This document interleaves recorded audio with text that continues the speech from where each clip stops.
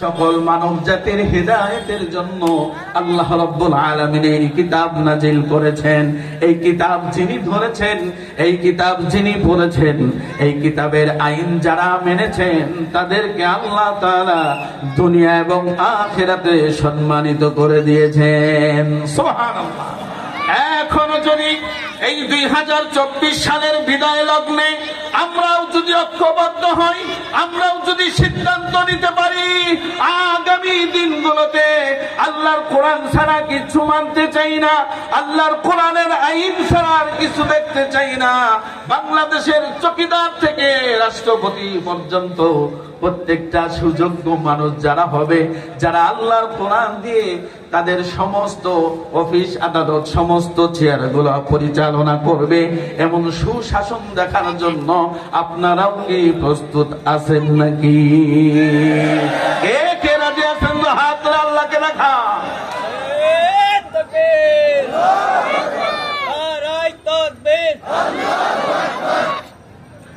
আলহামদুলিল্লাহ, আমি আপনাদের সম্মুখে কুরআন আল কারীমের 114টি সূরা হতে সূরা আনকাবুতের ছোট্ট একটি আয়াতে কারিমা তেলাওয়াত করেছি। মশহুর উলামায়ে কেরামের মতে আল্লাহ তাআলা এই কোরআন নাজিল করেছেন, এর মধ্যে আয়াত আছে 114টি। বুঝে থাকলে বলেন তো কয়টি? মাশাআল্লাহ। আপনারা কি আমাকে দেখে রাগ হচ্ছেন? আমার চেহারা কি বেশি কালো? দেখতে অসুন্দর দেখা যাচ্ছে? তাহলে মুখে একটু হাসি নাই, কথা নাই, মনে হচ্ছে আপনাদের সাথে আমি এমন অপরাধ করছি আপনারা দেখে আমাকে রেগে গেছেন। বিষয়টা কেমন? আলহামদুলিল্লাহ বলে। কোরআন মাজিদে সূরা আছে 114টি।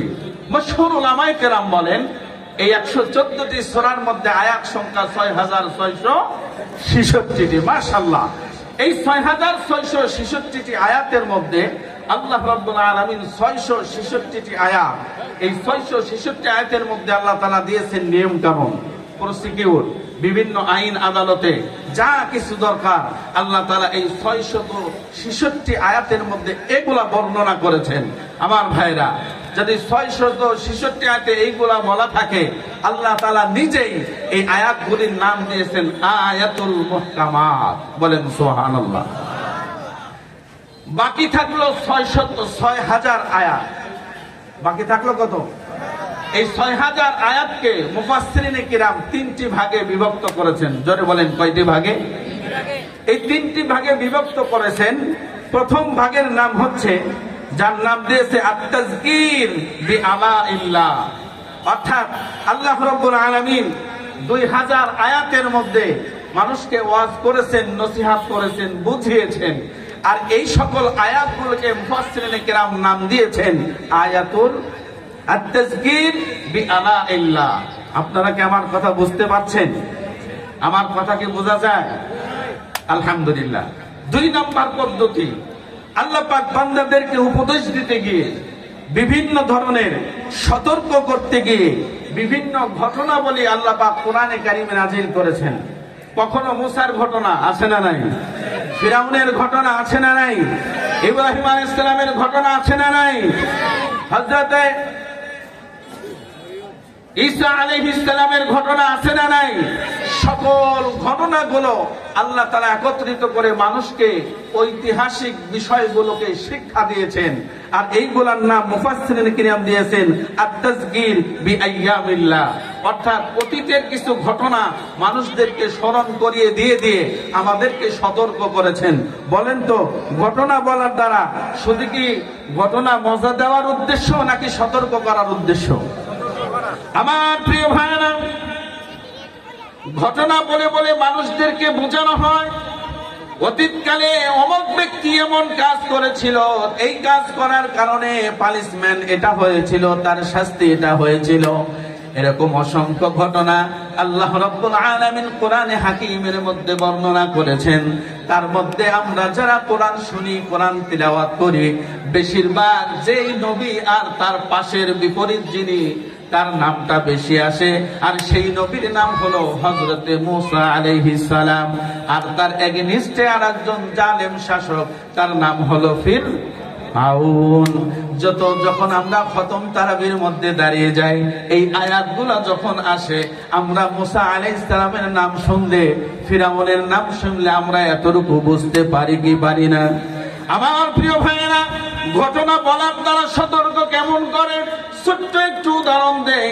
ফিরাউন এমন একজন শাসক ছিল, মাত্র 24 বছর বয়সে রাজত্ব দখল করে, 66 বছর পর্যন্ত ক্ষমতার রাজত্ব পরিচালনা করে, 90 বছর পর্যন্ত তার হায়াত বাকি থাকে, 90 বছর বয়সে তিনি ইন্তেকাল করেন।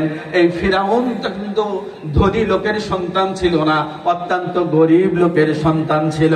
এই ফিরাউন রাজত্ব দখল করার আগে তিনি ছিল হাম্মাম খানার দারোয়ান, সে ছিল মাত্র বাথরুমের একটা দারোয়ান, এরপরে ছিল কবরস্থানের দারোয়ান। এরকম নিম্নমানের কাজগুলো তাকে দিয়ে করানো হতো। যাই হোক, আমি এই ঘটনা আপনাদের সামনে ফুল বলতে চাচ্ছি না।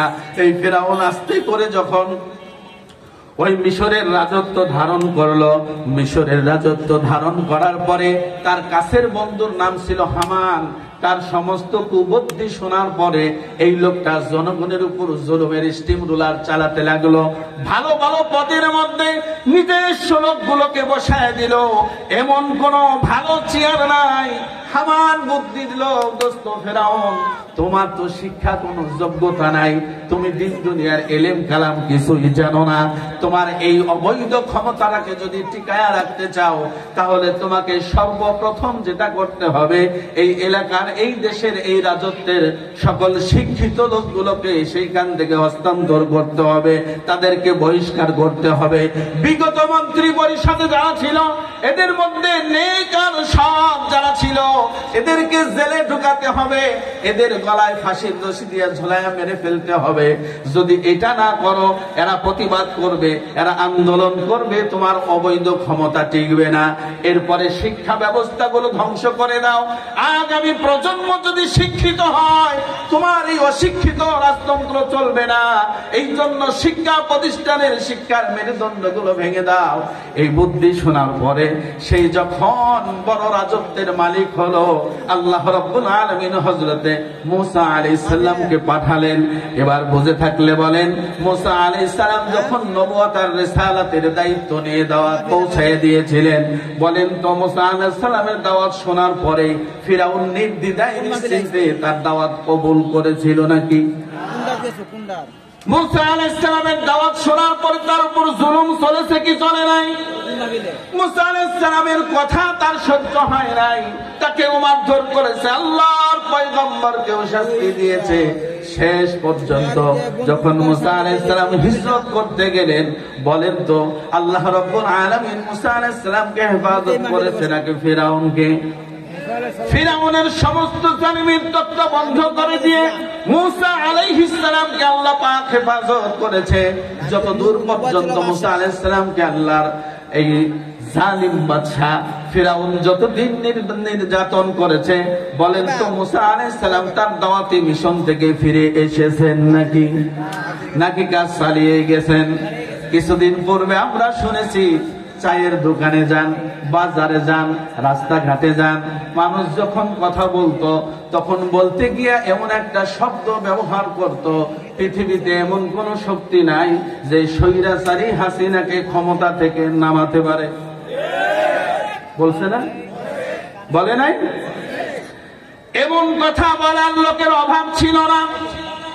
আল্লাহ ছাড়া হাসিনাকে কেউ নামাতে পারবে না, এমন কথা বলার লোক আমার এই কান দিয়ে বহু শুনেছি। শেষ পর্যন্ত হাসিনাকে নামাতে গিয়ে আমি আপনি কি কামান ধরেছিলাম নাকি বন্দুক ধরেছিলাম? কিচ্ছুই ধরি নাই। আল্লাহ পাক যে আত-তাযকির বিআইয়ামিল্লাহ ঘটনা দিয়া মানুষকে শিক্ষা দেয়, এটাই হলো তার প্রমাণ। নমরুদ ছিল জালিম বাদশা। এই নমরুদ যখন জুলুমের স্টিমরুলার চালিয়েছিল, বলেন এত বড় বাদশাকে ধ্বংস করার জন্য কেউ কি কোন দেশ থেকে বোমা ফাটাইছে নাকি? কি দিয়ে শেষ করেছে? শুধু মশা নয়, সুস্থ মশা নয়, ল্যাংড়া মশা নাকের ভিতর ঢুকা দিয়া, যখন নাকের ভিতর দিয়া মস্তিষ্কে চলে যায়, ল্যাংড়া মশাটা হাত বান্ধা দিয়া যখন একটু একটু করে কামড় দেয়, আর নমরুদ কয় উজির নাজির তোরা কই আসো, তাড়াতাড়ি জুতা নিয়ে আয়। কয় জুতা আনবো রাজা মশাই, এটা কেমন কথা কন? মাথা টিপে দেই, মাথা বানায়া দেই। কয় কিছু ভাল লাগে না, তোদের পায়ের জুতা দিয়ে বাড়ি দিলে আমি শান্তি পাই। আল্লাহ পাক বোঝাচ্ছেন জালিমের জুলুম যত বড় হোক, ওইটাকে শেষ করার জন্য আমার আল্লাহর সামান্য কেরামতেই যথেষ্ট, ঠিক কিনা? আল্লাহ ওইটা কোরআনে নাজিল করে দিয়ে স্বৈরাচারীদেরকে, জালিমদেরকে শিখাইছেন, দেখাইছেন, পড়াইছেন। যখন শিক্ষা নেয় নাই আর মানুষ যখন বলতে শুরু করলো আল্লাহ ছাড়া কেউ নামাইতে পারবে না, আল্লাহ কয় প্রাইমারির ছাত্ররা তোরা কই, স্কুলের ছাত্ররা তোরা কই, তাড়াতাড়ি রাস্তায় নাইমায়। যখন আইসা স্লোগান দিছে, মামার বাড়ি ভারত গিয়া পালাতে বাধ্য হয়েছে। এই জন্য জালিমরা এখনো যারা আছো, চাঁদাবাজি, লুটতরাজের চিন্তা নিয়ে সামনে রাজত্ব দখল করার জন্য যারা পায়তারা করছো, বিগত 16 বছরের শক্তিধর এদের কাছ থেকে শিক্ষা নাও। এই জন্য মুফাসসিরিনে কিরাম বলেন 2000 আয়াতে আল্লাহ তাআলা এরকম মানুষদেরকে উদাহরণ দিয়ে দিয়ে বোঝাইছেন। বাকি থাকলো 2000। আল্লাহ তাআলা কোরআনে কারীমে মানুষদেরকে সতর্ক করতে গিয়া এই দুনিয়ার কথা বাদ দিয়া কখনো পুলসিরাতের কথা বলেছেন, কখনো কবরের কথা বলেছেন, কখনো হাসরের কথা বলেছেন, কখনো বিচার দিনের কথা বলেছেন। পরকালের কথা বলে বলে মানুষদেরকে সতর্ক করে দিয়ে দিয়ে আল্লাহ রাব্বুল আলামিন মানুষদেরকে সতর্ক করতে গিয়া যে 2000 আয়াত নাজিল করেছেন, এই আয়াতগুলোর নাম মুফাসসিরিনে কিরাম দিয়েছেন আত-তাযকির বিমা বা'দাল মাউত। মরণের পরে কি হবে সমস্ত কিছু লিপিবদ্ধ করা আছে এই কোরআন আল কারীমে, ঠিক কিনা বলেন? আমার প্রিয় ভাইরা, এই যে আজকের ওয়াজ মাহফিল, আল্লাহর কোরআন থেকে কথা শোনার কথা। আমার প্রিয় ভাইরা, এই কথাগুলো আল্লাহ পাক যুগ যুগ ধরে নবীদেরকে দিয়া এই কাজগুলো করিয়েছেন। আমার ভাইরা খেয়াল করে শোনেন, এক এক নবীর জীবন ছিল অনেক বড় বড় হায়াত, লম্বা হায়াত পেয়েছেন। এদের মধ্যে একজন নবীর নাম হলো হযরতে নূহ আলাইহিস সালাম। 950 বছর দাওয়াত দিয়েছেন, মাত্র কয়েকজন লোক মুসলমান হয়েছে। আল্লাহ কোরআনে কারীমের মধ্যে এই কথাগুলো বারবার করে মানুষদেরকে শোনাতে চান। আল্লাহ পাক বলেন, ওয়ালাকাদ আরসালনা নূহান ইলা কওমিহি ফালাবিসা ফীহিম আলফা সানাতিন ইল্লা 50 আমা। আল্লাহ পাক শুনিয়ে দিচ্ছেন, পৃথিবীর মানুষ মণ্ডলীরা শোনো, আল্লাহ তাআলা হযরত নূহ আলাইহিস সালাতু ওয়াস সালামকে 950 বছর হায়াত দিয়া এই পৃথিবীর মুখে পাঠিয়েছিলেন মানুষদেরকে আল্লাহর দিকে আহ্বান করার জন্য। 950 বছর দাওয়াত দিতে গিয়া হযরত নূহ আলাইহিস সালাতু ওয়াস সালামের কাছে আল্লাহ পাক জিবরাইল আমিনকে পাঠিয়েছিলেন 50 বার। কতবার? জিবরাইল আমিন সম্পর্কে একটু বলে নেই। সকল ফেরেশতাদের সর্দার জিবরাইল আমিনের কাজ হলো নবীদের কাছে ওহী নিয়ে আসা, নবীদের কাছে আল্লাহর পক্ষ থেকে বাণী নিয়ে আসা। 950 বছরে আল্লাহ পাক নূহ আলাইহিস সালামের কাছে জিবরাইলকে পাঠিয়েছেন 50 বার। এরপরে আরেকজন পয়গম্বর যার নাম হলো হযরত ঈসা আলাইহিস সালাতু ওয়াস সালাম। আল্লাহ পাক এই নবীর কাছে জিবরাইল আমিনকে পাঠিয়েছিলেন মাত্র 13 বার। কতবার? মাত্র 13 বার। পয়গম্বর ইব্রাহিম আলাইহিস সালামকে আল্লাহ পাক সুদীর্ঘ হায়াত দিয়েছেন। এই সুদীর্ঘ হায়াতের মধ্যে জিবরাইল আমিনকে পাঠিয়েছেন মাত্র 42 বার। আরেকজন পয়গম্বর হযরতে মূসা আলাইহিস সালাতু ওয়াস সালাম, আল্লাহ পাকের সাথে যিনি সরাসরি কথা বলেছেন তুরে সিনাই গিয়ে, এরপরেও জিবরাইল আমিনকে হযরতে মূসা আলাইহিস সালামের কাছে পাঠিয়েছিলেন 400 বার। এরপরে থাকলো আমাদের নবী, বিশ্ব নবী মুহাম্মদুর রাসূলুল্লাহ সাল্লাল্লাহু আলাইহি ওয়াসাল্লাম। তিনি পৃথিবীতে ছিলেন মাত্র 63 বছর। আর এই 63 বছরের মধ্যে নবুয়তের দায়িত্ব পালন করেছেন 23 বছর। এই 23 বছরে আমার আপনার নবীর কাছে আল্লাহ রাব্বুল আলামিন তার প্রিয় ফেরেশতা জিবরাইল আমিনকে পাঠিয়েছেন 24,000 বার। জোরে বলেন সুবহানাল্লাহ।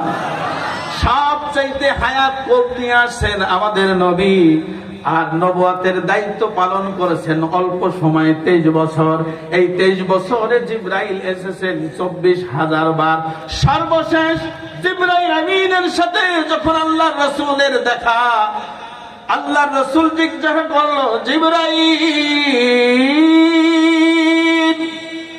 তোমার কাজ হলো নবীদের কাছে মেসেজ নিয়ে আসা, ওহী নিয়ে আসা, আল্লাহর বাণী নিয়ে আসা। আমি শেষ নবী চলে যাব, আমার পরেও কি তুমি এই পৃথিবীতে আসবে নাকি? নবী সাল্লাল্লাহু আলাইহি সাল্লাম জিজ্ঞাসা করলেন। এবার জিবরাইল আলাইহিস সালাম উত্তর দেয়, নবী গো, আমার কাজ হলো নবীদের কাছে মেসেজ নিয়ে, ওহী নিয়ে আসা। আপনি চলে যাবেন, আপনি চলে যাওয়ার পরে আমার কোন পৃথিবীতে ডিউটি থাকে না, কিন্তু আল্লাহ রাব্বুল আলামিন আমাকে আপনি চলে যাওয়ার পরে 10 বার পাঠাবেন। আমি এই পৃথিবীতে আপনি চলে যাওয়ার পরে, ইন্তিকালের পরে 10 বার আসব। তবে খেয়াল রাখবেন ওগো নবীজি, ইতিপূর্বে আমি যতবার পৃথিবীতে এসেছি আল্লাহর পক্ষ থেকে কোনো না কোনো হাদিয়া, কোনো না কোনো উপঢৌকন নিয়ে পৃথিবীর বুকে এসেছি, কিন্তু আপনি চলে যাওয়ার পরে আমি যে 10 বার পৃথিবীতে আসব, এই 10 বার আমি কোনো কিছু আসমান থেকে নিয়ে আসব না। আমি এই পৃথিবীর বুকে গুরুত্বপূর্ণ দামি দামি 10টা নিয়ামত তুলে নেওয়ার জন্য আসব। আমার কথা শুনতেছেন আপনারা? জিবরাইলের ডিউটি শেষ। নবী জিজ্ঞাসা করলেন, জিবরাইল তোমার তো কাজ নবীদের কাছে আল্লাহর পক্ষ থেকে ওহী নিয়ে আসা, আমি তো চলে যাব, আমার মরণের পরে তুমি কি পৃথিবীতে আসবে? জিবরাইল বলছে, ইয়া রাসূলুল্লাহ আমি 10 বার আসবো, তবে এই 10 বার আমি পৃথিবীর জন্য কিছু আনবো না, আমাকে আল্লাহ পাঠাবেন পৃথিবী থেকে 10টি জিনিস তুলে নেওয়ার জন্য। বলেন নাউজুবিল্লাহ। বিশ্বনবী জিজ্ঞাসা করলেন, জিবরাইল এই 10টা জিনিস তুলে নিবা কেন? জিবরাইল বলতেছে, ওগো নবীজি, এই 10টা জিনিস তুলে না নেওয়া পর্যন্ত পৃথিবী ধ্বংস হবে না, কিয়ামত হবে না। আপনি ছিলেন নবুয়তের সর্বশেষ বাতি, আপনি যখন চলে যাবেন এই পৃথিবী আল্লাহ তাআলার বেশি দিন টিকায় রাখবে না। এই 10টা গুরুত্বপূর্ণ নিয়ামত তুলে নেওয়ার জন্য আমি পৃথিবীতে আসব। আল্লাহর হাবিব জিজ্ঞাসা করলেন, ও জিবরাইল এই 10টা জিনিস কি কি আমাকে কি একটু বলে দিবা নাকি? তুমি যদি আমাকে বলে দাও, আমি আমার অগণিত উম্মতের মাঝে এই কথাগুলো রেখে যাব, যাতে আমার উম্মতেরা সতর্ক হয়ে যায়। এখন আমার সামনে যারা বসে আছেন, আপনারাও কি এই 10টা জিনিস জানতে চান? দেখি কে কে জানতে চান। আল্লাহ তাআলা কবুল করুক, বলেন আমিন। জিবরাইলের কাছে জানতে চাইলেন বিশ্বনবী মুহাম্মদুর রাসূলুল্লাহ সাল্লাল্লাহু আলাইহি ওয়াসাল্লাম, এই 10টি জিনিস কি কি আমাকে একটু খোলাখুলি বলে দাও। এবার জিবরাইল বলছে, নবী গো, এই আপনি চলে যাওয়ার পরে সর্বপ্রথম পৃথিবী থেকে যেটা নিব তার নাম হলো বরকত। তার নাম কি? বাড়ি কই? কন্যা দক্ষিণ পাড়া। বরকত নামের লোক নাই এখানে? এই বরকত সেই বরকত নয়। বারাকাত, রহমত, নিয়ামত এটা হলো আল্লাহর পক্ষ থেকে আসা। একটু খেয়াল করেন, আমার কথাগুলো যদি কান দিয়ে শোনেন বুঝতে পারবেন বরকত আছে না নাই। আজ থেকে 10 বছর, 15 বছর, 20 বছর আগে তাকান, কোন বাড়িতে যদি মাসকালার ডাল রান্না হতো আর সেইটা যদি বাগার দিত, সম্বার দিত, ওই ভাঙা ঘরের ছিদ্র দিয়া ধোয়া হইয়া বাষ্প হইয়া উড়া যাইতো, আশেপাশে 10 বাড়ির মানুষের নাকের মধ্যে ঘিরানটা যাইতো। যাওয়ার পরে বুঝতো খন্দকার বাড়িতে আজকে মাসকলের ডাল রান্না করছে, ঠিক কিনা? এখনো মাসকলের ডাল ঠিকই আছে। আমাদের মা বোনেরা, আমাদের স্ত্রীরা ঠিকই রান্না করে। খাওয়ার সময় চিন্তা করি, এটা কি মুগ ডাল না মসুরের ডাল? মাসকলের ডালের সেই ঘিরান এখন আর আছে নাকি? বরকত চলে গেছে। সর্বপ্রথম জিবরাইল নিবে বরকত। একটু খেয়াল করেন, আজ থেকে 20 বছর আগে আমার বাবা, আপনার দাদা মাত্র 1.5 থেকে 200 টাকা দিয়া ওই পদ্মা পার থেকে বিশাল বড় একটা ইলিশ মাছ কিনে আনতো। ফ্রিজ ছিল না, মাইটা হাড়িতে করে ঝুলাইয়া রাখতো, লবণ দিয়া মাখায়া ধুইতো। ওই ইলিশ মাছটা যখন ছোট করে কেটে হালকা একটু ঝোল দিয়ে রান্না করত, বলেন তো ওই ছিদ্র, ওই মাটির ঘর, ওই সোনের ঘরের বেড়ার ফাঁকা দিয়া গিরানটা ছড়ায়া যায়। ওরা গ্রামের মানুষগুলো বুঝতে পারতো আজকে অমুক বাড়িতে ইলিশ মাছের রান্না হয়েছে, ঠিক কিনা? সেই নানি আর দাদির হাতে যদি কেউ একবার ইলিশ মাছের তরকারি দিয়া ভাত খাইতো, কমপক্ষে 3 দিন হলে পর্যন্ত মুখ দিয়া ঘ্রাণ আসতো। আর আজকে সেই ইলিশ মাছ 1.5 থেকে 2,000 3,000 টাকা দেয় 1 কেজি ইলিশ মাছ কিনে আনে। আগেকার নানি দাদিরা মূর্খ ছিল, লেখাপড়া জানতো না, তারা মূর্খ অবস্থায় রান্না করত। আগেকার দাদিরা গ্যাসের চুলা ছিল না, মাটির চুলায় রান্না করত। মাটির চুলা ভেঙে দিয়েছি, মাটির ঘর ভেঙে দিয়ে সেইখানে এখন 5 তলা 10 তলা বিল্ডিং বানাইছি। আর সেই আগের দাদি নাতিদের মতো এখন যারা রান্না করে তারা অশিক্ষিত নয়, গণস্বাস্থ্য জাহাঙ্গীরনগর ইউনিভার্সিটি থেকে পড়াশোনা করে আসে। আগের সেই পাটায় বাটা মশলা গুলো আর এখন নাই, এখন সবাই রাঁধুনি গুঁড়া মশলা দিয়ে রান্ধে। এত কিছু পরিবর্তন করার পর রাতের বেলা যখন টেবিলে বসে ইলিশ মাছ খাইতে যায়, নাকের কাছে ইলিশ মাছের পিসটা নিয়ে বলে এটা পাঙ্গাস নাকি সিলভার কাপ। জিবরাইল বলে, নবীজি সর্বপ্রথম আমি জমিন থেকে যেটা তুলে নেব তার নাম হলো বরকত। একটু বুঝে থাকলে বলেন সেই বরকত এখন আছে নাকি? দুধের জায়গায় আছে, দুধ খাওয়ার পরে কোনো গিরান নাই। আম গাছে ঠিকই আছে, কালার আগের চাইতে সুন্দর হয়েছে, কিন্তু আমের কোনো গ্রান নাই। কমলা লেবু যদি একজন মাছের মধ্যে একটা কমলার চটকা দইরা ফুলকা চলাইতো, পুরা বাসের যাত্রীরা জানতো কে যেন কমলা লেবু নিয়ে বাসে উঠছে। আর এখন কমলা লেবু চোখের কাছে ফুলি, এরপরেও নাকের মধ্যে কোনো গিরান। কথা বলেন না কেন? জিবরাইল বলতেছে সর্বপ্রথম আমি যেটা তুলে নিব তার নাম হলো বরকত। জোরে বলেন তার নাম কি? এবার 2 নম্বরে আসেন। জিবরাইল বলতেছে নবী গো, 2 নম্বরে যেই জিনিসটা তুলে নেব তার নাম হলো ইবাদতের মজা। কি? আরে কথা কয় না। 2 নম্বর যেটা তুলে নিব তার নাম হলো ইবাদতের মজা। আগে মানুষ নামাজ পড়তে মজা পাইতো, নামাজ পড়লে দিলে শান্তি লাগতো। একটা বাড়িতে যদি একটা চান্দা টানায়া মাহফিল করতো, 10 জন 15 জন লোক সেখানে বসতো। বোঝার শোনার পরে হুজুরের মুখের জবান দিয়ে কথা শুনে দর দর করে চোখের পানি ছেড়ে দিত। আজকে বাংলার আনাচে কনাচে হাজার হাজার লক্ষ লক্ষ মাহফিল হয়, কিন্তু শ্রোতাদের মধ্যে কোনো মজা, জোরে কোন মজা। এইখানে আমি আবু হানিফ ইসহাকি না থাইকা যদি রফিকুল্লাহ আফসারী অথবা গোলাম রব্বানী যুক্তিবাদী আসতো, আর যদি চাইরে নাইরে না কয়া 2টা গানের টান দিত, এখানে লোক আরো বেশি হইতো না কম হইতো? তার মানে শ্রোতাদেরও রুচি নষ্ট হয়ে গেছে। কথা পায় না, শ্রোতাদের সেই রুচি নাই, মজা নাই, মজা পায় না। এখন আগেকার মানুষ নামাজ পড়লে নিজেকে আত্মতৃপ্তি বোধ করত, আর এখনকার মানুষ নামাজ পড়লে ভেজাল থেকে। কথা বলে না। শুক্রবার জুমার দিন চিন্তা করে সবার পরে যাব, যায় মসজিদের গেটের কাছে বসবো, সালাম ফিরান শেষ হইলে সবার আগে দৌড় দিব। এর কি মজা আছে ইবাদতের? আর যারা আগে যায় তারা খালি উসপিস করে, আর খালি গোরের দিকে তাকায়, পায় হুজুর কি বয়ান ধরছে, শেষ হয় না, ওর নামাজও হয় না, যাইতেও পারি না। আছে না নাই? বয়ান যখন লম্বা হয় পিছন দিকে তারা কয় হুজুর মুসলমানের দাওয়াত আছে, তাড়াতাড়ি রব্বানা কর। আর আগেকার দিনে দেখছি আমাদের দাদারা আমাদের নানারা নামাজে দাঁড়ায় কোরআনের অর্থ না বুঝলেও স্মৃতিমধুর তিলাওয়াত শুনে চোখ দিয়ে দর দর করে পানি ছেড়ে দিত।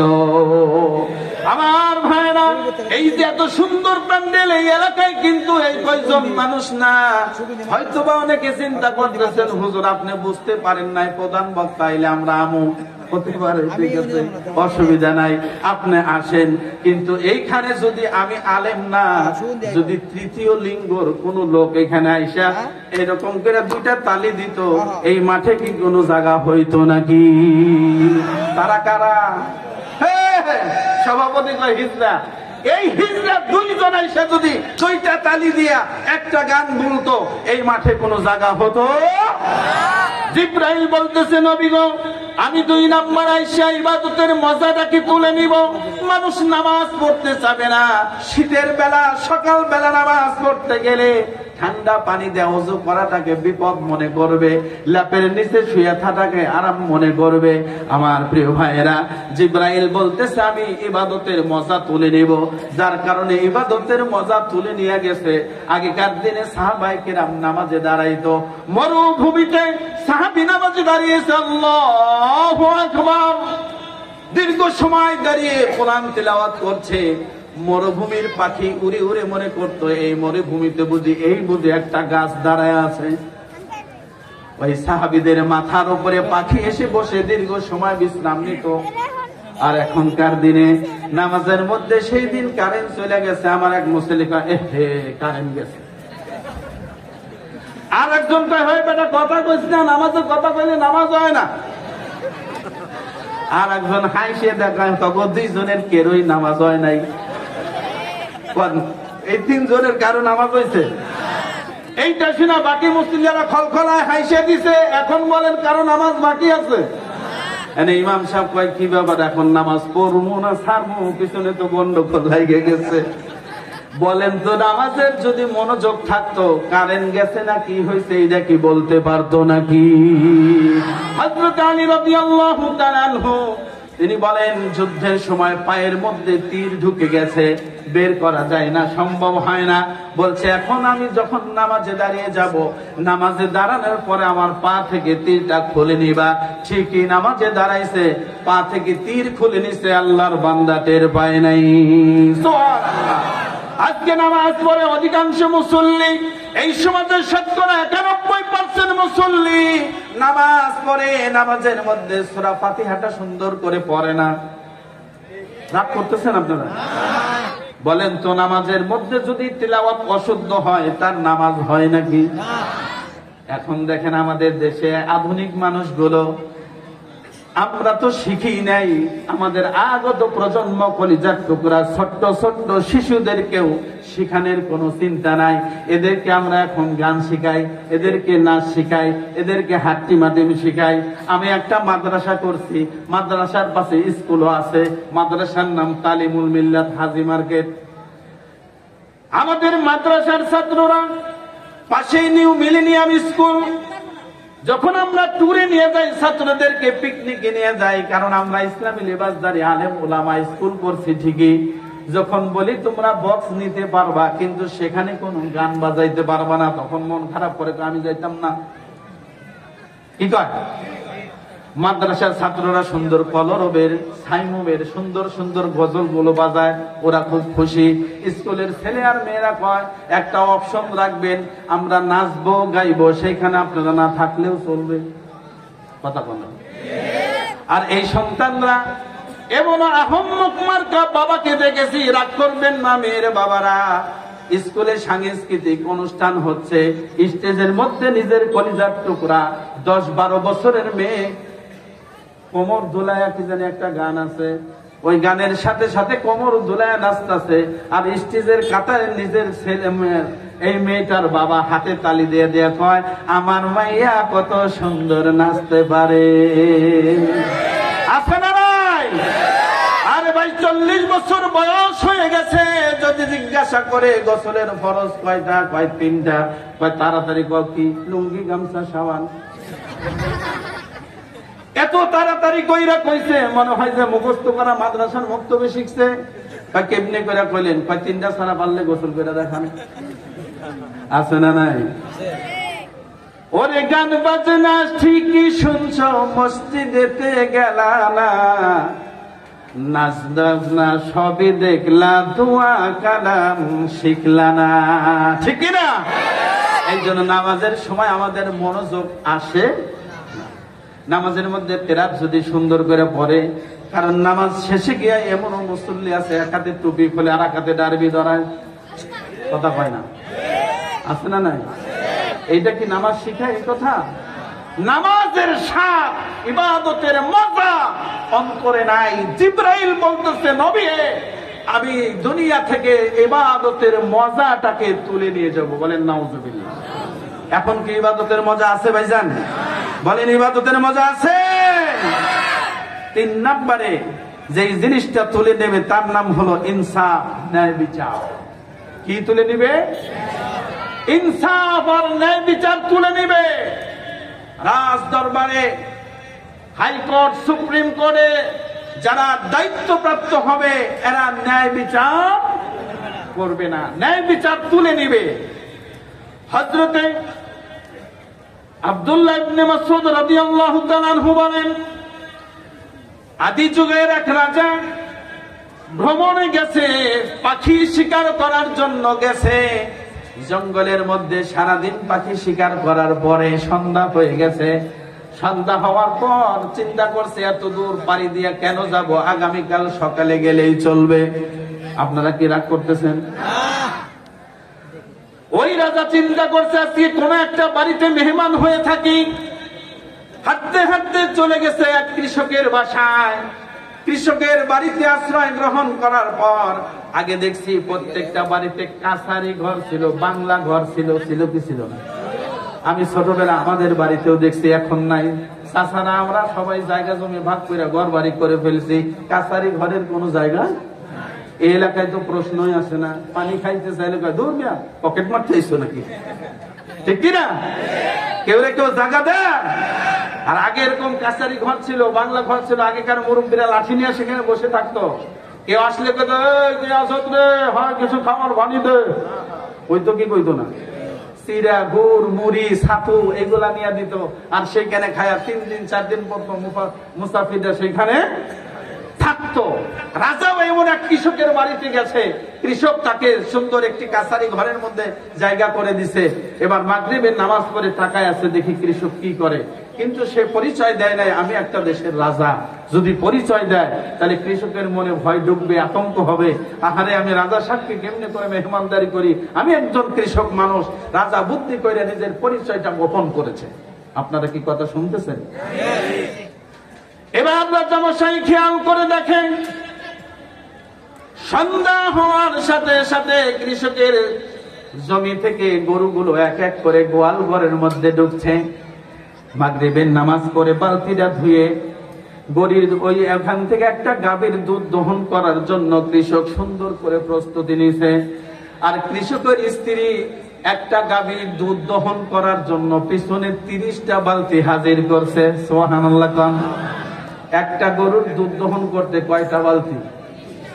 রাজার চোখ কপালে উঠে গেছে, হায় হায় সর্বনাশ, এক গাভীর দুধ দহন করতে 30 বালতি। এটার ইতিহাস বুঝলাম না। তাকায় তাকায় রাজা দেখতেছে যে একটা গাভী এক এক করে 30টা বালতি ভর্তি করছে দুধ দিয়া। এবার রাতের বেলা মেহমানদারির সময় খাওয়ানোর পরে ওই গাভীর 1 কেজি দুধ সুন্দর করে গরম করে রাজার সামনে উপস্থিত করছে। রাজা মশাই, এটা আমার গাভীর দুধ। এবার রাজা মশাই বলতেছে, কৃষক তোমার এই গাভীটাকে কয় কেজি দুধ দেয়? বলে 30 কেজি। এবার তার মনের মধ্যে শয়তানি বুদ্ধি আসছে, আমি একজন রাজা, কিন্তু আমার বাগান বাড়িতে, আমার কৃষি খামারের মধ্যে এরকম দামি একটা গরু নাই। মনের মধ্যে শয়তানি ঢুকছে, কেমনে করে এই কৃষকের কাছ থেকে দুর্নীতি দমনের অফিসার পাঠায় কেমনে করে গাভীটাকে নিয়ে আসা যায়। মনের মধ্যে যখন শয়তানি ঢুকছে, এবার কয় ঠিক আছে দোস্ত, চলে যাই। চলে গেছে, যায়া উজির আর নাজিরকে বলতেছে, ওই যে এমক গ্রামের একটা কৃষক, ওই কৃষকের একটা গাভী আছে, ওইটা আমাকে আয়ত্ত করে এনে দিতে হবে। এবার চিন্তা করছে, প্রথমবার চাই যদি গাভীটা চাই তাহলে তো আমাকে ধরে ফেলবে। কলা কৌশল করে কয়েকবার মেহমান হই, তারপরে তার কাছ থেকে নিয়ে আসবো। এবার দ্বিতীয় সপ্তাহে চলে গেছে আবার পাখি শিকার করতে। পাখি শিকার করে আবার সেই কৃষকের বাসায় মেহমান হয়েছে রাজা। এবার বলতেছে দেখি আজকে কয় কেজি দুধ হয়। এবার ওই গাভীর মালিক মাত্র এক বালতি নিয়া গাভীর উলানের নিচে ধরে টানতেছে ঘন্টা খানেক, 1 কেজি দুধ হয় না। এবার রাজামশাই চিন্তা করে কি হলো, গত সপ্তাহে এই গাভীটা 30 বালতি পরিমাণ দুধ দিল, আজকে কেন 1 বালতি ভরে না। রাতে খাওয়া দাওয়ার শেষে কৃষককে ডাক দিয়ে জিজ্ঞাসা করে, ভাই কৃষক, এটা কি সেই গাভী নাকি যেটা গত সপ্তাহে আমি দেখে গেলাম? এবার কৃষক বলে, জি এটা আমার সেই গাভী, গত সপ্তাহেও 30 কেজি দুধ হয়েছে, আজকে 1 কেজিও হয় না। এবার রাজা জিজ্ঞাসা করে কারণটা কি, কি হয়েছে? আমার মনে হয়, কৃষক বলতেছে, আমার মনে হয় এই রাজ্যের রাজা যিনি, তিনি মনে হয় দুর্নীতি শুরু করে দিয়েছে। এবার রাজা জিব্বায় কামড় দিয়েছে, সর্বনাশ। এখন যদি কয়, ভাই মিয়া কেমনে বুঝলাম, আমি তো এই দেশের রাজা, আমি তো দুর্নীতি করি না, তাহলে বাঁধবো নাকি? গোয়াল ঘরের গরুর রশি দিয়া বান্ধা পিটাইবো, পরিচয় দেয় না, ওইখান থেকে রাজা চলে গেছে। 1 সপ্তাহ পর 3rd টাইম আবার সেই কৃষকের বাড়ি মেহমান হয়েছে। এই 1 সপ্তাহের মধ্যে রাতের বেলা তাহাজ্জুদ পড়ে রাজা আল্লাহর কাছে দোয়া করে, আল্লাহ আমার রাজ্যের কোন মানুষের প্রতি আমি আর কোনদিন জুলুম করব না। আল্লাহু আকবার। রাজার দোয়া আল্লাহ পাক কবুল করে নিয়েছেন। এই দোয়া করার সাথে সাথে আল্লাহ পাক ওই কৃষকের গাভীর মধ্যে আবার বরকত ঢেলে দিছে। 3rd টাইম যাওয়ার পরে দেখে সেই একই কাহিনী, পূর্বের কাহিনীর মতো, একটা গাভীর দুধ দহন করার জন্য আবার 30 বালতি ভরপুর হয়ে গেছে। এবার রাজা জিজ্ঞাসা করছে, কি অবস্থা, এটা কি তোমার সেই গাভী নাকি যেই গাভী প্রথম 30 বালতি হইল, এরপরে 1 বালতি, এরপরে আজকে আবার দেখতেছি 30 বালতি? বলে হ্যাঁ। এবার জিজ্ঞাসা করে রাজা, ও কৃষক, এর কোন মহিমা তোমার জানা আছে নাকি? এবার কৃষক ডাক দিয়া বলে, ভাই আমার মনে হয় আমার দেশের রাজা এখন ইনসাফ কায়েম করেছে। সুবহানাল্লাহ। এই জন্য এই হাদিস থেকে বোঝা যায় জুলুম করতে হয় না। আল্লাহর বান্দা যখন আল্লাহর বান্দার উপরে জুলুম করার নিয়ত করে, আসমান থেকে আল্লাহ রাব্বুল আলামিন সকল রহমত আর বরকতের দরজা বন্ধ করে দেয়, ঠিক না? যার ফল ভোগ এখনো পর্যন্ত করতেছি। যেই আলু খাবো 20 টাকায়, সেই আলু 60 টাকায়, যেই মরিচ 20 টাকায়, সেই মরিচ 250 টাকায়, যেই মূলা 10 টাকা, সেই মূলা 60 টাকা তো এখন হয়েছে। আমি কয়েকদিন আগে 100 টাকাও কিনছি, 90 টাকাও কিনছি। এখন বলতে পারেন, হুজুর 1 টাকা টাকা মূলা খানকে আর কিছু পান না। কোনটা খাবো রে ভাই? যেখানে যাই সেখানে আগুন আর আগুন, ঠিক কিনা বলেন? আমার প্রিয় ভাইরা, জিবরাইল আমিন বলতেছে, গো নবীজি, এরপরে আমি যেই জিনিসটা তুলে নেব তার নাম হলো ইনসাফ। ইনসাফ যখন তুলে নেব, এই দুনিয়ার মানুষের ভিতরে আর কোন মানুষ সত্যবোধ কাজ করে না, ঠিক কিনা আমার ভাইরা? এরপরে জিবরাইল বলতেছে, নবী গো, এরপরে 4 নম্বরে যে জিনিসটা আমি তুলে নেব সেটা হলো হক। আল হক্কু মুররুন, সত্য সব সময় তিতা। আল্লাহ রাব্বুল আলামিনের হাবিবকে বলেন, জিবরাইল বলতেছে, নবী গো, এই দেশে, এই পৃথিবীতে কোনো হক থাকবে না, মানুষের কাছে মিথ্যার সরাসরি হবে। যেই যত মিথ্যা বলতে পারে তার তত দাম বেড়ে যাবে। যেই যত ছল ছাতুরি করতে পারে তাকে মানুষ বুদ্ধিমান বলবে। যেই ব্যক্তি হক হালালি ভাবে ইনকাম করবে তাকে মানুষ গর্দপার গাধা বলবে। যেই ব্যক্তি সিটারি করে মাটির ঘর থেকে 10 তলা বানাবে, মানুষ তাকে বুদ্ধিমান বলে পরিচয় দিবে। যেই ব্যক্তি সিটারি করে, দুর্নীতি করে, সামান্য একজন একজন পিয়ন হওয়ার পরে 4,000 টাকার কোটির মালিক হয়, যেই ব্যক্তি সাইকেলে চড়ার যোগ্যতা নাই সেই ব্যক্তি হেলিকপ্টার দিয়ে বাথরুমে যায়, আর এইটা ওই দেশের নেত্রী তখন গর্ববোধ করে বলবে। এই জন্য ওই পৃথিবীতে তখন আর কোনো শান্তির সুবাতাস থাকবে না। জিবরাইল বলতেছে হক তুলে নেব, আর হক যখন তুলে নেব মানুষ অন্যায় দেখলে চুপ করে থাকবে, অন্যায়ের প্রতিবাদ করবে না। প্রত্যেকটা জায়গায়, প্রত্যেকটা মোড়ে, প্রত্যেকটা অফিসের মধ্যে এমন এক কীর্তি কারখানা আমরা দেখেছি, যেখানে যাই সেখানে এই নেত্রীর ছাড়া কোনো কথা নাই, শুধু জুলুম আর জুলুম। মনে করেছিল 41 সাল পর্যন্ত থাকবো, কিন্তু এক মাকড়সার বাসার মতো ছাত্র সমাজ এরকম ঝাড়ু দিয়ে একটা গোটা দিছে, বাংলাদেশে জায়গা হয় নাই, মামুর বাড়ি দিল্লি গিয়া পালাইছে। এই জন্যই সিংহ শাবকের মতো গর্জন দিতে হবে, গর্জন দিয়ে বলতে হবে আগামী দিনগুলোর মধ্যে আল্লাহর কোরআন দিয়া ইউনিয়ন পরিষদ চলবে, আল্লাহর কোরআন দিয়া জেলা পরিষদ চলবে, আল্লাহর কোরআন দিয়া সংসদ ভবন চলবে, আল্লাহর কোরআন দিয়া বঙ্গভবন চলবে, আল্লাহর কোরআন দিয়া গণভবন চলবে। এমন একটা সুন্দর দিন আমরা দেখতে চাই কি চাই না? স্বাধীনতার দীর্ঘ 70-65 বছর পার হয়ে গেল, কত নেতা এই দেশে আইলো গেল, কেউ আজ পর্যন্ত আল্লাহর কোরআনের একটা আইন বাস্তবায়ন করেছে নাকি? জোরে বলেন, করেছে নাকি? সব ঘোড়ার ডিম দেখলাম, এরশাদও দেখলাম, জিয়াও দেখলাম, আওয়ামী লীগও দেখলাম, সব ঘোড়ার ডিম দেখা শেষ। এখন যদি বলি আগামী দিন হবে আল্লাহর কোরআনের বাংলাদেশ, এই পক্ষে যারা আছেন তারা হাত তুলে আল্লাহকে দেখান, আল কোরআনের আলো, আল হাদিসের আলো। কোরআনের আইন চাই, লোকের শাসন চাই, লোকের শাসন চাই, আল কোরআনের আইন চাই, লোকের শাসন চাই। আলহামদুলিল্লাহ, এই কোরআনটা দেখতে কেমন? এখানে আমার সামনে এমন শত শত মানুষ আছে যারা আজ পর্যন্ত এরকম খুইলা দেখে নাই ভিতরে কেমন দেখা যায়। কথা বলছেন না কেন? এমন হাত আমার সামনে আছে 40, 45, 50, 55 বছর আজও পর্যন্ত আল্লাহর কোরআনটা এরকম আমি যেরকম ধরছি এরকম ধরে নাই। কথা বলছেন না কেন? এরকম হাত এখানে আছে না নাই? এমন মুখ, এমন সিনা আমার সামনে আছে যারা আজও পর্যন্ত 70 বছর বয়স আল্লাহর কোরআনটা এরকম জড়ায়া ধরতে পারে নাই। আমি কি ভুল বলছি? তাহলে যেই মুসলমান আল্লাহর কোরআনটাই পর্যন্ত হাত দিয়ে স্পর্শ করে নাই, তারা বুঝে কোরআনের শাসন কায়েম করবে? আরে তাদের কাছে তো এরকম এক কাপ চা দিলে ভোট বিক্রি করে ফেলে। কথা বলছেন না কেন?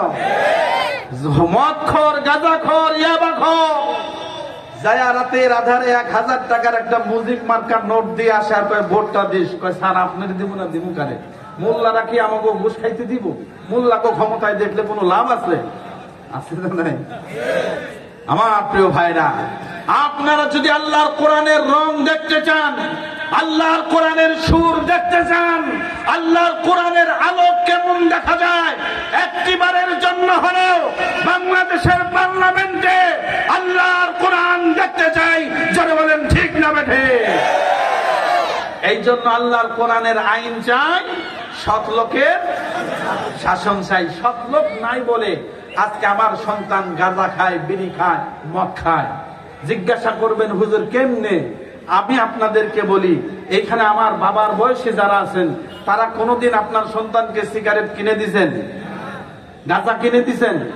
ইয়াবা কিনে দিছেন? আর এইগুলা যেন আমার দেশে ঢুকতে না পারে চতুর্পাশে কাঁটা তারের বেড়া দিয়া বিজিবি নামক সৈন্য সেখানে নিয়োজিত করেছে। এরপরে আমার দেশের সন্তানরা গাছতলায়, বাসতলায়, গাছের আড়ালে আবডালে, ছাদের তলে, ছাদের উপরে, সিঁড়ির তলে বসে গাঁজা খায়, মদ খায়, ইয়াবা খায়। আবার এই সন্তানগুলো বাবার কপালে ছুরি ধরে, এই সন্তানগুলো মায়ের বুকে লাথি মারে। এই মানুষগুলোই স্ত্রীকে তালাক দিয়ে মা ডাকে, এই লোকগুলোই নিজের সন্তানের বুকে লাথি মারে।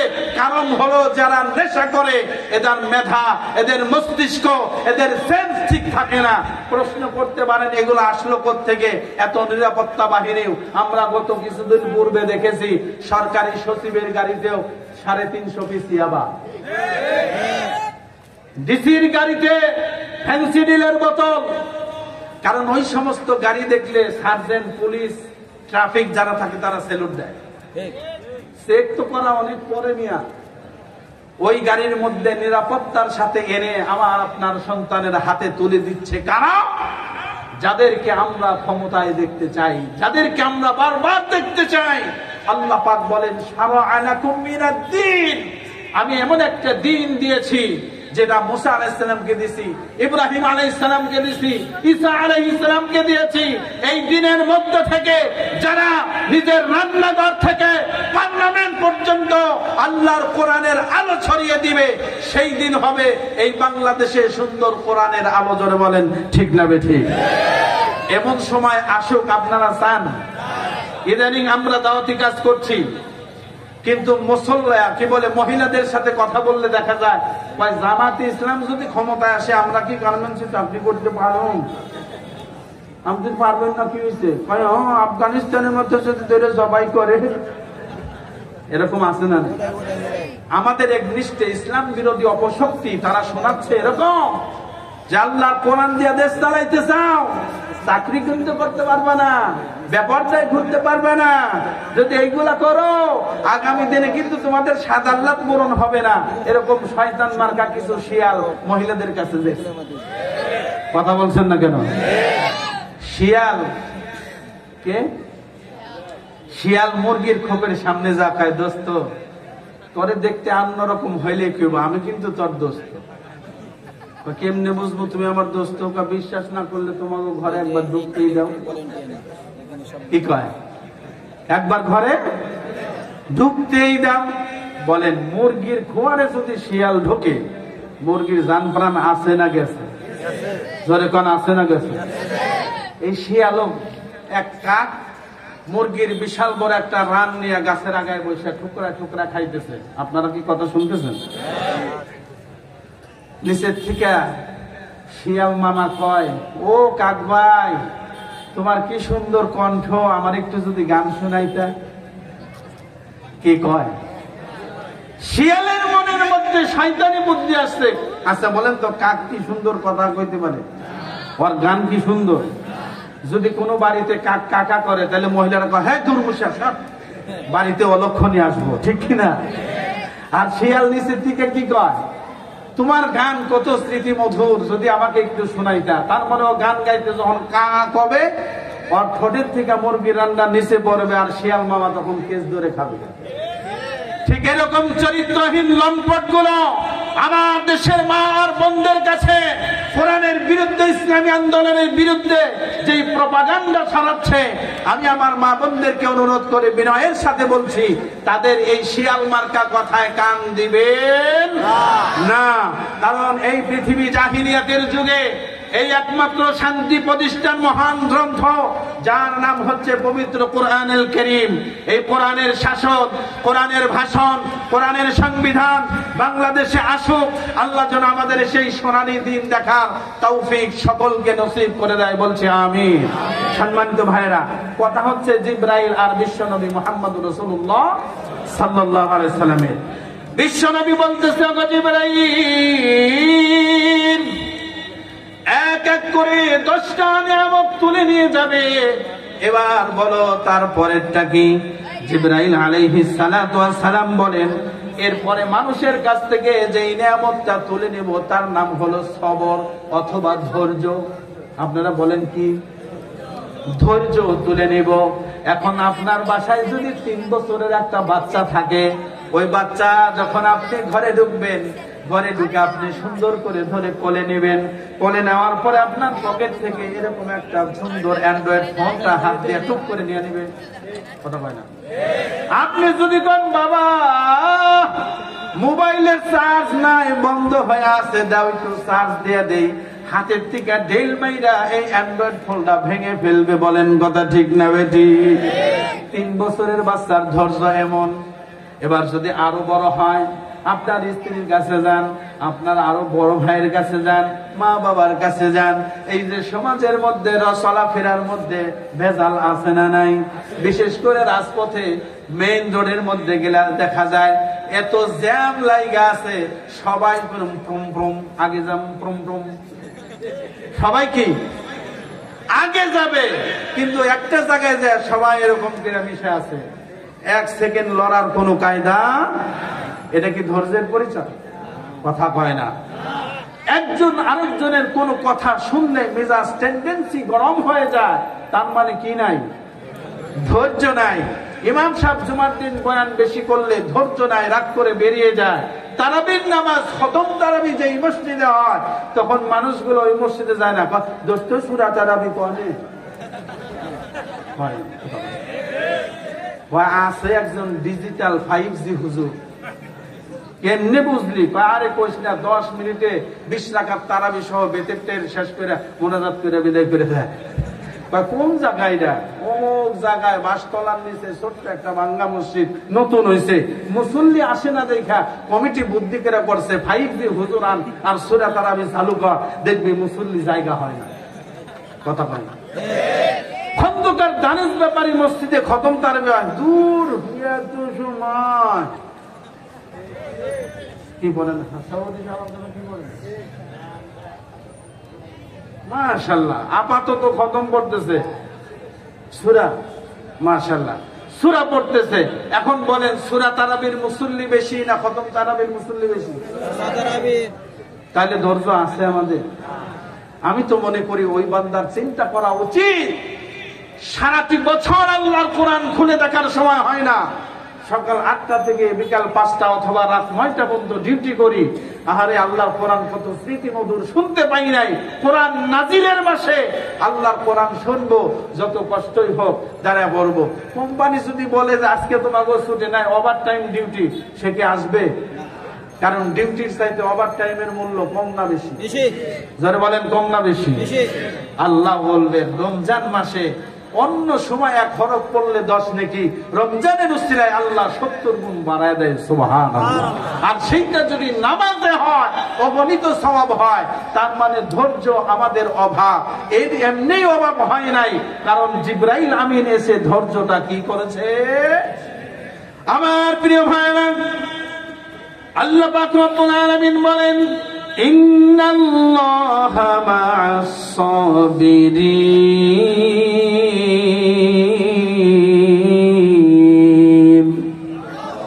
আল্লাহ পাক বলছেন, নিশ্চয় আমি ধৈর্য ধারণকারীদের সাথে আছি। আর ধৈর্যের পরীক্ষা দিতে গিয়ে আমার আপনার জলিলুল কদর পয়গম্বর হযরতে আইয়ুব আলাইহিস সালাম কতই না কষ্ট করেছেন। হযরতে আইয়ুব আলাইহিস সালাম 18টি বছর যাবত অসুস্থ। পয়গম্বরদের মধ্যে অনেক বড় ধনী ব্যক্তি ছিলেন, অনেক বড় ধনী পয়গম্বর ছিলেন হযরতে আইয়ুব আলাইহিস সালাম। আল্লাহ রাব্বুল আলামিন তাকে ধৈর্যের পরীক্ষা নেওয়ার জন্য শরীরের মধ্যে বসন্তের মতো বড় বড় এরকম গোটা দিয়ে দিলেন।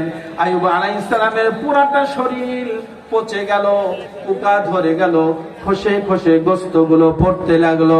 আমার প্রিয় ভাইয়েরা, আইয়ুব আলাইহিস সালাম এত বড় ধনাঢ্য ব্যক্তি হওয়ার পরেও তার স্ত্রী তার চিকিৎসার জন্য সমস্ত ধন সম্পদ গুলো বিক্রি করে করে আইয়ুব আলাইহিস সালামকে চিকিৎসা করেছেন। আমার ভাইয়েরা, আইয়ুব আলাইহিস সালামের অসুস্থতা দেখে তার বাড়ি থেকে তাকে বের করে দেওয়া হলো। আপন ভাই বিরাদার গুলো তাকে পৃথক করে দিল, সমাজ থেকে আলাদা করে দিল, এমনকি তার গ্রামের মধ্যেও জায়গা হলো না। তার প্রিয়তমা স্ত্রী হযরত রাহিমা আইয়ুব আলাইহিস সালামকে কোলে করে নিয়ে জঙ্গলের একটি জায়গার মধ্যে কলার পাতা বিছাইয়া সেইখানে আইয়ুব আলাইহিস সালামকে শোয়া দিলেন। আর তার শরীর থেকে এত পচা দুর্গন্ধ হলো, পৃথিবীর সকল মানুষগুলো তার থেকে দূরে সরে গেল। আর বিবি রহিমা প্রিয়তমা স্ত্রী আইয়ুব আলাইহিস সালামের সেবা শুশ্রূষা করতে লাগলেন। এবার রহিমা বলতেছেন, ওগো পয়গম্বর, পৃথিবীর সকল মানুষ আপনাকে ভুলে গেলেও, সকল মানুষ আপনাকে ছেড়ে দিলেও, সকল মানুষ আপনাকে দূর দূর করে তাড়িয়ে দিলেও আমি রহিমা আমার জীবন দিয়ে হলেও আপনার খেদমত করে যাব, আপনার সোহবত থেকে একটু দূরে যাব না। সুবহানাল্লাহ। বিবি রহিমা সুন্দর করে করে খেদমত করে তাকে সুস্থ করাতে লাগলেন। রহিমা সমস্ত সর্বোচ্চ শেষ করে দিলেন। ঘরে এক মুঠো খাবারের কোনো ব্যবস্থা নাই। এবার পয়গম্বরের স্ত্রী নবীকে ডাক দিয়ে বলতেছে, পয়গম্বর, আগামীকাল আপনার মুখে 2 মুঠো খাবার তুলে দিব, এতটুকু খাবার আমাদের মওজুদ নাই। এবার বিবি রহিমা নিজের স্বামীর খেদমত করার জন্য পয়গম্বরের স্ত্রী হওয়ার পরেও এলাকার মধ্যে ঘুরে ঘুরে কাজ খুঁজতে লাগলেন। পরের বাড়ি কাজ করে রান্না বান্না করে দিয়ে সেইখান থেকে খাবার তুলে এনে স্বামীর মুখে তুলে দেয়। অথচ আমাদের দেশে এরকম হাজারো রহিমা আছে, স্বামীর টাকার অভাব নাই, বাড়ি গাড়ির অভাব নাই, কিন্তু এরপরেও শয়তানি করে পরকিয়া করে পর পুরুষের হাত ধরে চলে যায়, আছে না নাই? আমার প্রিয় ভাইরা, বিবি রহিমা পরের বাড়ি কাজ করে যখন আইয়ুব আলাইহিস সালামের মুখে খাবারগুলো তুলে দেয়, আইয়ুব আলাইহিস সালাম বলে, আহারে কপাল, আল্লাহ আমাকে এমন বড় পরীক্ষার মধ্যে ফেলেছে, আজকে পয়গম্বরের স্ত্রী হওয়ার পর এরপরেও তোমাকে পরের বাড়ি কাজ করে খাবার আনতে হয়। 1 দিন 2 দিন চলে যাওয়ার পর এলাকার মধ্যে একটা কথা ছড়িয়ে গেল যে আইয়ুব আলাইহিস সালাম এত অসুস্থ, তার খেদমত করে বিবি রহিমা, এই রহিমা স্বামীর খেদমত করে যদি এলাকায় ঢুকে আমাদের বাড়িতে কাজ করে, ওই আইয়ুব আলাইহিস সালামের শরীরের রোগটাও এলাকার মধ্যে ছড়িয়ে যাবে। অতএব আজকে থেকে এই গ্রামের মধ্যে রহিমাকে কোনো বাড়িতে কাজে নেওয়া যাবে না। রহিমা সমস্ত বাড়ি থেকে মুখ ফিরিয়ে আনার পর স্বামীকে বলতেছে, স্বামী হে, আগামীকাল আপনার মুখে কয়টা খাবার তুলে দেব, অতটুকু খাবার আমার অবশিষ্ট নাই।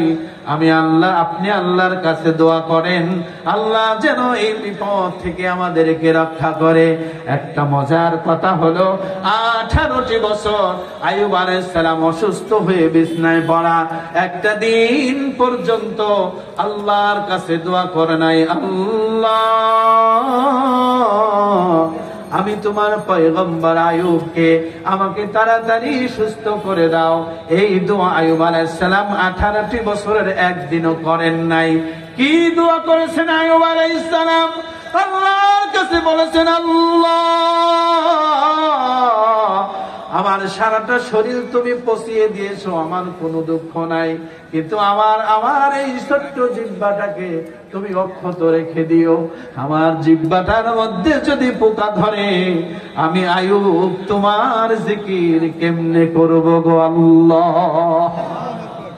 আজকে আমার সামনে হাজারো আইয়ুব বসে আছে, সামান্য পরিমাণ শরীরে অসুস্থতা নাই, কিন্তু এরপরে আল্লাহর নামটা জবান দিয়ে উচ্চারণ হয় না, আল্লাহর কোরআনটা পড়ার মতো সৌভাগ্য হয় না, এত সুন্দর সুস্থ দেহ নিয়া আল্লাহর সামনে দাঁড়ায় 2 রাকাত নামাজ পড়ার সৌভাগ্য হয় না, এমন লোক আছে না নাই? এবার আইয়ুব আলাইহিস সালাম বলে, বিবি গো, 18টি বছর হয়ে গেল, আল্লাহর কাছে আমার কোনোদিন সুস্থতা কামনা করি নাই।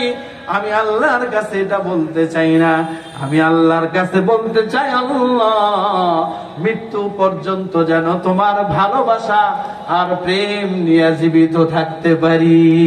সুবহানাল্লাহ। একটু বুঝে থাকলে বলেন আইয়ুব আলাইহিস সালামের অন্তরে ভালোবাসা ছিল কার? ভালোবাসতে জানি না গো আল্লাহ, কেমনে ভালোবাসিব তোমায়, ঠিক না? ভালোবাসতে জানি না গো আল্লাহ, কেমনে ভালোবাসিব তোমায়। ভালোবেসেছিলেন আইয়ুব নবী, অসুস্থ হইলেন তিনি। ভালোবেসেছিল আইয়ুব নবী, অসুস্থ হইলেন তিনি।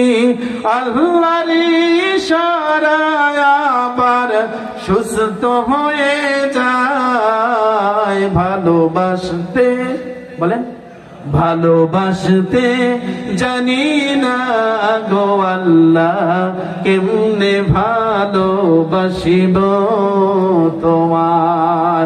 ভালোবেসেছিল ইব্রাহিম নবী, আগুনে পড়িলেন তিনি। ভালোবেসেছিলেন ইব্রাহিম নবী, আগুনে পড়িলেন তিনি। আল্লাহর ইশারায় আগুন আরামদায়ক হয়। ভালোবাসতে জানি না গো আল্লাহ, কেমনে ভালোবাসিব তোমায়। লা ইলাহা জোরে লা ইলাহা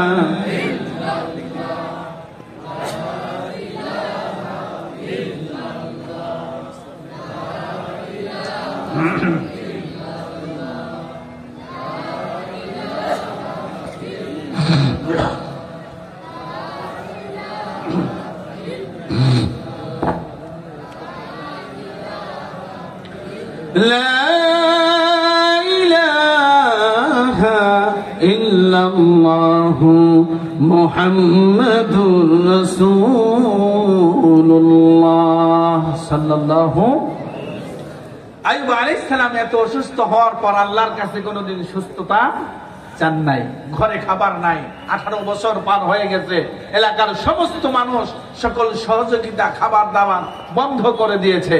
এবার আইয়ুব আলাইহিস সালামের স্ত্রী বিবি রহিমা চলে গেছেন ওই এলাকার রাজ্যের যিনি রানী তার কাছে। আল্লাহ রাব্বুল আলামিন বিবি রহিমাকে এমন একটি নিয়ামত দিয়েছিলেন, যেই নিয়ামতটা দেখার জন্য এলাকার সমস্ত নারীরা পাগল ছিল। রহিমা, বিবি রহিমাকে আল্লাহ তাআলা সুকেশী করেছিলেন। তার চুলগুলো মাথা থেকে নিয়ে হাঁটু পর্যন্ত লম্বা। এত সুন্দর চুল ওই রাজ্যের রানীর মাথার মধ্যেও ছিল না। রাজ্যের রানী আইয়ুব আলাইহিস সালামের স্ত্রীকে বলেছিল, আইয়ুবের স্ত্রী রহিমা, তোমার মাথার এত সুন্দর চুল কেমনে করে হলো, যদি আমাকে একটু এগুলা বলে দিতা। এবার রহিমা বলে, এই চুলের কারিশমা একমাত্র আল্লাহ তাআলা আমাকেই তিনি দান করেছেন। এবার ওই রানী বলে, তোমার মাথার চুলগুলো যদি আমাকে একদিন বিক্রি করে দিতে আমি কিনে নিতাম। এই কথা হয়েছিল কিছুদিন পূর্বে। এবার বিবি রহিমা চিন্তা করলো, এলাকার কোন মানুষ যখন আমাকে কাজে নেয় না, এক মুঠো খাবার পয়গম্বরের মুখে তুলে দিতে পারি না। বিবি রহিমা দৌড় দিয়ে চলে গেলেন সেই রানীর দরবারে। যায় বললেছেন, রানী হে, আমার মাথার এক পাটি চুল আমি তোমার কাছে বিক্রি করে দেব। মহিলাদের মাথায় এরকম মাঝখানে ভাঁজ থাকে, ডান পাশের ভাঁজটা বিক্রি করে দিল। বিক্রি করে দিয়ে খাবার কিনে যখন পয়গম্বরের মুখে তুলে দিলেন, এবার আইয়ুব আলাইহিস সালাম বলেন, বিবি রহিমা, জানি না তুমি কোথা থেকে খাবার তুলে এনেছো। আমি জানি এলাকার কোন মানুষ তোমাকে কাজ দেয় না, কারো পক্ষ থেকে তুমি কোনো সহযোগিতা পাও না। যদি না বলো এই খাবার কেমনে করে আনছো, আমি মুখে দেব না। এবার চিন্তা করেন, আইয়ুব আলাইহিস সালামের পুরো শরীরটা পচা, আর মুখের মধ্যে এক মুঠো খাবার নাই। কিন্তু বিবি রহিমা খাবার নেওয়ার জন্য যখন মুখে তুলে দেয়, তখন আইয়ুব আলাইহিস সালাম চিন্তা করে, এটা এটা হালাল নাকি হারাম, ঠিক কিনা?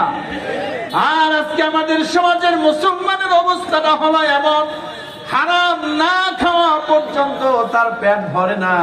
এই জন্য হালালের চাইতে মানুষদের কাছে হারামের মর্যাদা বেশি, ঠিক কিনা? এবার একদিন খাওয়ানো হলো, পরের দিন রহিমা আবার খাবার কেমনে খাওয়াবে, আবার চলে গেল রানীর কাছে, দ্বিতীয় পাটটা বিক্রি করে দিল, মাথাটা পুরা চেঁচে ফেললো, চুলগুলো রানী কিনে রাখলো।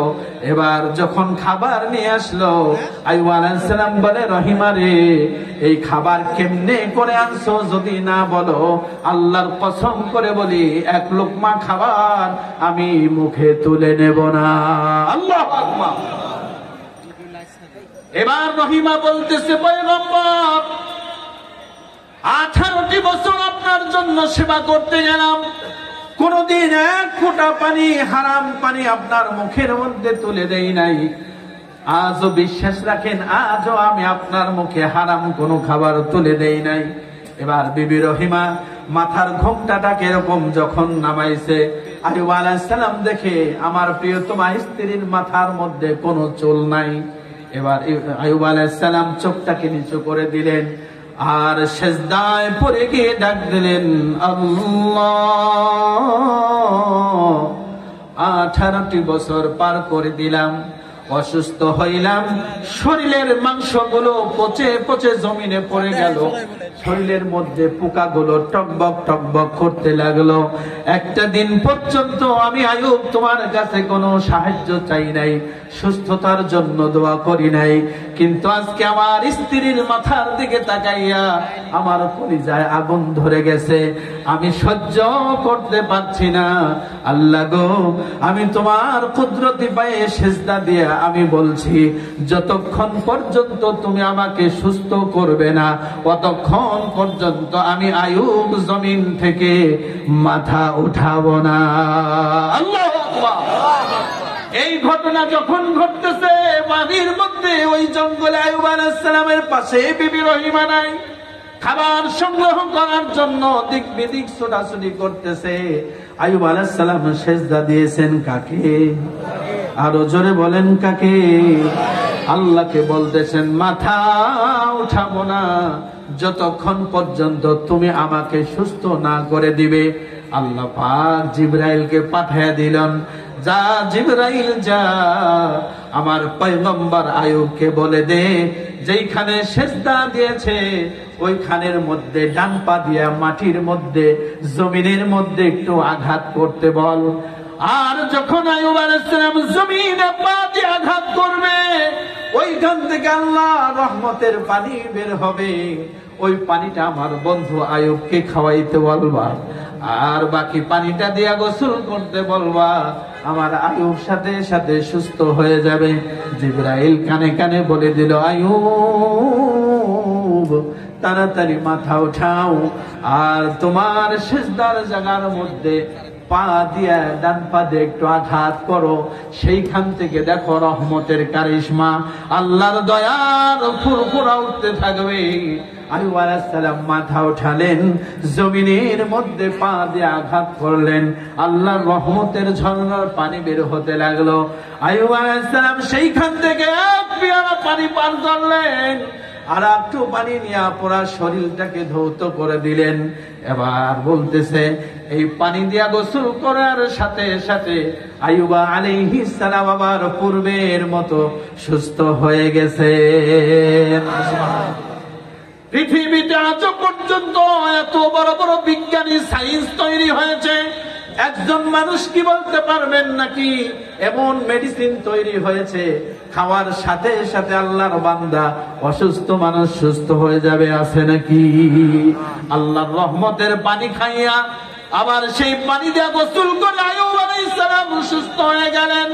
সুস্থ হওয়ার পর যেখানে বিবি রহিমা শোয়া রাখছিলেন, সেইখান থেকে উঠে দেখে সুন্দর একটা 25 বছরের যুবকের মতো যুবক হয়ে গেছে। জোরে কোন সুবহানাল্লাহ। আইয়ুব আলাইহিস সালাম দাঁড়ায় আছে, রহিমা একটু পরে সেইখানে উপস্থিত হয়েছে। আইসা দেখে যে পচা মানুষটা যেই অসুস্থ মানুষটা কলার পাতার মধ্যে শোয়া ছিল, এই লোকটা এখানে নাই, পাশে একজন যুবক দাঁড়ায় আছে। বিবি রহিমা আয়েশা ঘুমটাকে টাইনা দিয়া সালাম দিয়া বলে, ও যুবক, এইখানে একজন অসুস্থ রোগী ছিল, আমি তাকে রেখে গিয়েছি।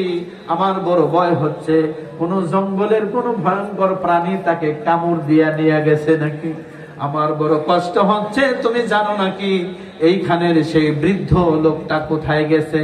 আয়ুব আলাইহিস সালাম হিরো সাইজা সুন্দর করে দাঁড়ায় মিষ্টি মিষ্টি হাসে, আরেকটু মজা দেখি। সুবহানাল্লাহ বলবেন। আয়ুব আলাইহিস সালাম কয়, তোমার স্বামীকে দেখতে কেমন, দেখো তো আমার মতো নাকি? বিবি রহিমা লজ্জা মাখা চোখ নিয়ে যখন ওই লোকটার দিকে তাকায়, বলে, হ্যাঁ, লোকটা তো দেখতে আপনার মতোই। এবারও বিবি রহিমা ভালো করে তাকায়া দেখতে পারছে না। এবার আয়ুব আলাইহিস সালাম বলে, রহিমা রে, আমি আর কেউ নয়, আমি হলাম তোমার স্বামী আয়ুব। এবার বিবি রহিমা আনন্দ চিত্তে চোখ দিয়ে দরদর করে পানি ছেড়ে দিয়েছে। কেমনে কি হলো আমাকে একটু বলবেন নাকি? আয়ুব আলাইহিস সালাম বলে, বিবি রহিমা রে, তোমার আমার কষ্টের দিন শেষ। আমার বিপদের মুহূর্তে সেজদারত অবস্থায় আল্লাহর কাছে যেই দোয়া করেছি, আল্লাহ আমার দোয়াটাকে কবুল করে নিয়েছে। ওই যে দেখো রহমতের পানি এখনো বের হচ্ছে, ওইখান থেকে এক পেয়ালা পানি পান করো, আর একটু পানি দিয়ে তুমি গোসল করো। এটা হলো আবে হায়াতের পানি। এই পানি যার শরীরের মধ্যে ঢুকবে, এই পানি যার শরীরের সাথে লাগবে, আল্লাহ তাকে রোগ মুক্ত করে সুস্থ সুন্দর রূপবতী বানিয়ে দিবে। এবার বিবি রহিমা তাই করলেন। বিবি রহিমা পানি খাইলেন, গোসল করলেন, আবার আগের মতো সুন্দরী রূপসী। মাথায় চুল ছিল না, সাথে সাথে চুল হয়ে গেল। একটু বুঝে থাকলে বলেন, এই কুদরতের খেলা খেলেছেন যিনি, তিনি কে? সেই আল্লাহ এখনো আছে না নাই? এখনো যদি বাংলার মুসলমান বিপদ হয়, অসুস্থ হও, মুসিবতে পড়ো, আল্লাহর কুদরতি পায়ে সেজদায় পড়ে যাও, সাহায্য করবেন কে? আজকে আমাদের এই অভ্যাসটা নাই। নামাজে দাঁড়াতে পারি না, রুকু সেজদা করার অভ্যাস নাই। কিয়ামতের ময়দানে অসংখ্য মানুষের মধ্যে আল্লাহ পাক যখন নামাজের হিসাব নিবে, তখন বলবে, ওয়ারকাউ, এবার সবাই রুকু করো। যারা নামাজি তারা ঠিকই রুকুতে চলে যাবে, আর যারা কোনদিন নামাজ পড়ে নাই তারা সোজা হয়ে দাঁড়ায় থাকবে। সেই দিন ধরা খাবো যদি আজকে আমার মাথাটা আল্লাহর কুদরতের সামনে নত না হয়। সম্মানিত ভাইরা, নামাজ এমন একটি ইবাদত, নামাজ দ্বারা পার্থক্য করা হয় কে মুসলিম আর কে অমুসলিম। যারা নামাজ পড়ে না এদের ঈমান থাকে।